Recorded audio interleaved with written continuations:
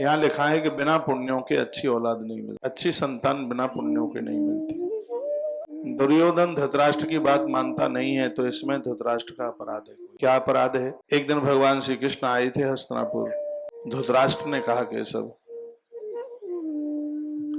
मैं बड़ा दुखी हूं। एक तो मैं जन्मांध हूं और एक दुर्योधन ने मुझे बहुत परेशान किया है। यह कभी मेरी बात नहीं मानता और कभी कभी तो मुझे यह लगता है कि कहीं मेरी पिटाई ना कर दे। कृष्ण बोले, कर सकता है। धृतराष्ट्र कहता है, भगवान यह मेरे कौन से पाप का परिणाम है? सुनो गोविंद ने क्या कहा। भगवान कहते हैं, राजन, पूर्व जन्म में भी तुम एक बहुत बड़े राजा थे। एक बार एक ब्राह्मण तुम्हारे पास हंस के 100 बच्चे लेके आया। बड़ा दयालु किस्म का वह ब्राह्मण था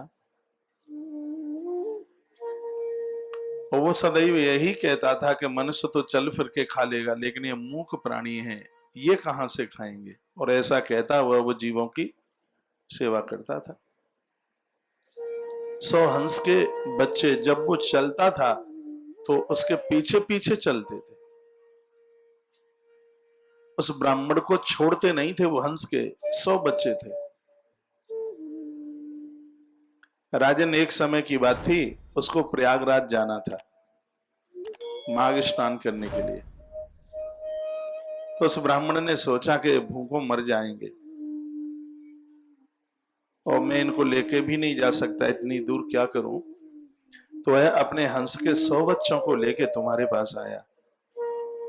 उसकी आंख में आंसू थे। कृष्ण बोले, राजन, उसकी आंख में आंसू थे ब्राह्मण की।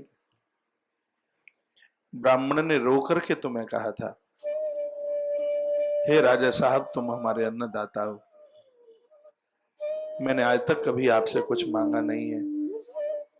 मेरे 100 हंस के बच्चे हैं, 1 महीना मुझे लगेगा आने में, इनको आप संभाल लें, इनकी भोजन पानी की व्यवस्था करें।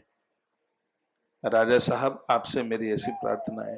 कहते कहते कृष्ण की आंखें आंसू आ गए और कहा, राजन, वह 100 हंस के बच्चे तुम्हें देके चला गया प्रयाग माघ स्नान के लिए। 1 महीना पूरा हुआ, 1 महीने के बाद वो आ रहा था।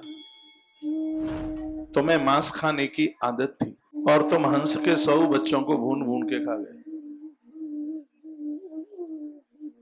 उस ब्राह्मण ने तुमसे आकर के वो अपने बच्चे मांगे, तुम झूठ बोले।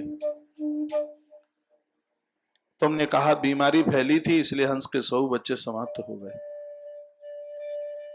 राजन, तुम ब्राह्मण से झूठ बोले। तुमने मांस खाया इसलिए तो तुम जन्म से अंधे पैदा हुए।